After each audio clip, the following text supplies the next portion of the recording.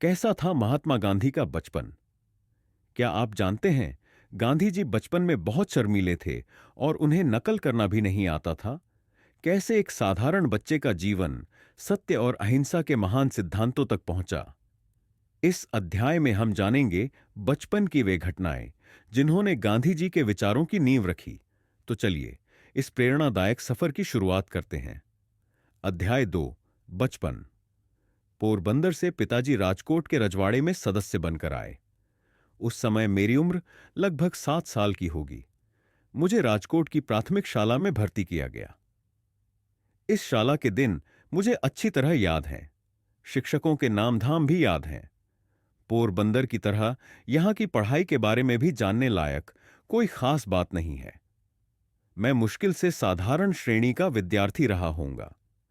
प्राथमिक शाला से उपनगर की शाला में और वहां से हाई स्कूल में जाने तक मेरा 12वां वर्ष बीत गया। मुझे याद नहीं पड़ता कि इस बीच मैंने कभी किसी भी समय शिक्षकों को धोखा दिया हो। न तब तक किसी को झूठ बनाने का स्मरण है। मैं बहुत ही शर्मीला लड़का था। पाठशाला में अपने काम से ही काम रखता था। घंटी बजने के समय पहुंचता और पाठशाला के बंद होते ही घर भागता।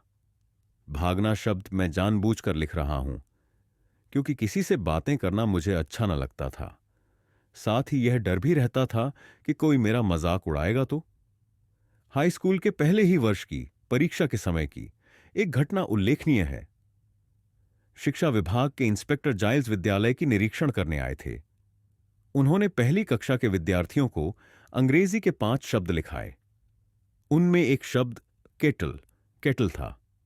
मैंने उसके हिज्जे गलत लिखे थे। शिक्षक ने अपने बूट की नोक मारकर मुझे सावधान किया। लेकिन मैं क्यों सावधान होने लगा? मुझे यह ख्याल ही नहीं हो सका कि शिक्षक मुझे पास के लड़के की पट्टी देखकर हिज्जे सुधार लेने को कहते हैं। मैंने यह माना था कि शिक्षक तो यह देख रहे हैं कि हम एक दूसरे की पट्टी में देखकर चोरी न करें। सब लड़कों के 5 शब्द सही निकले और अकेला मैं बेवकूफ ठहरा। शिक्षक ने मुझे मेरी बेवकूफी बाद में समझाई, लेकिन मेरे मन पर कोई असर न हुआ। मैं दूसरे लड़कों की पट्टी में देखकर चोरी करना कभी सीख न सका। इतने पर भी शिक्षक के प्रति मेरा विनय कभी कम न हुआ।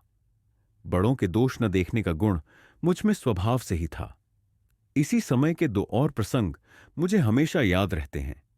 सामान्यतः पाठशाला की पुस्तकों को छोड़कर और कुछ पढ़ने का मुझे शौक नहीं था।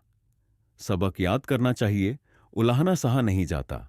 शिक्षक को धोखा देना ठीक नहीं, इसलिए मैं पाठ याद करता था, लेकिन मन अलसा जाता।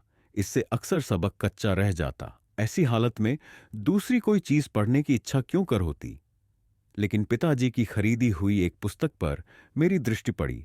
नाम था श्रवण पितृभक्ति नाटक।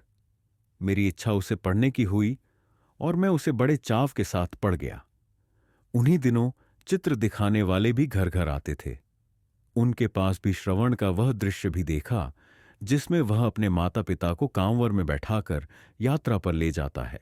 इन माता पिता के घर में संवत 1925 की भादोंवदी 12 के दिन अर्थात 2 अक्टूबर 1869 को पोरबंदर अथवा सुदामापुरी में मेरा जन्म हुआ। बचपन मेरा पोरबंदर में ही बीता। याद पड़ता है कि मुझे किसी पाठशाला में भर्ती किया गया था। मुश्किल से थोड़े पहाड़े मैंने सीखे थे। मुझे सिर्फ इतना याद है कि मैं उस समय दूसरे लड़कों के साथ अपने शिक्षक को गाली देना सीखा था, और कुछ याद नहीं पड़ता। इस पर से मैं अंदाज लगाता हूं कि मेरी बुद्धि मंद रही होगी और स्मरण शक्ति उन पंक्तियों के कच्चे पापड़ जैसी होगी जिन्हें हम बालक गाया करते थे। इस अध्याय में हमने गांधी जी के बचपन की झलक देखी। अगले अध्याय में हम उनके किशोरावस्था और शिक्षा से जुड़े महत्वपूर्ण प्रसंगों को जानेंगे। अगर आपको यह ऑडियो बुक सीरीज पसंद आ रही है तो वीडियो को लाइक करें, चैनल को सब्सक्राइब करें और बेल आइकन को दबाएं ताकि आपको इस सीरीज के नए एपिसोड्स की नोटिफिकेशन मिलती रहे। मिलते हैं अगले एपिसोड में। तब तक के लिए जय हिंद।